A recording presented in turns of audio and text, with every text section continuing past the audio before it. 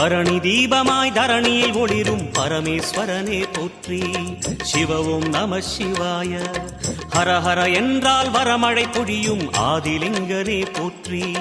ஹர ஓம் நம சிவாய.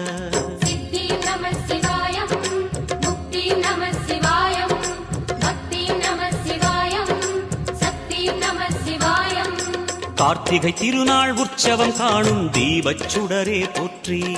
சிவ ஓம் நம சிவாய. தீர்த்தம் யாவிலும் நீராடிடுவாய் அருணாச்சலனே போற்றி. ஹர ஓம் நம சிவாய.